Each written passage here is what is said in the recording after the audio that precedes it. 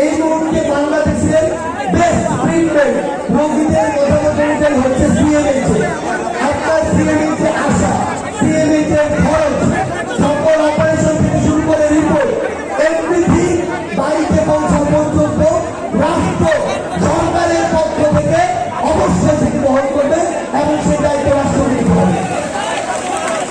আমার একজন শহীদ পরিবারের সদস্য বলেছেন যে ভাইরা শহীদ হয়েছে তাদেরকে যেন মনে রাখা হয়, তাদেরকে যেন ভুলে যায়।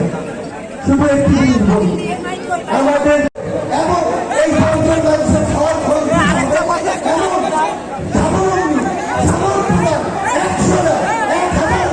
এই রঙ সেই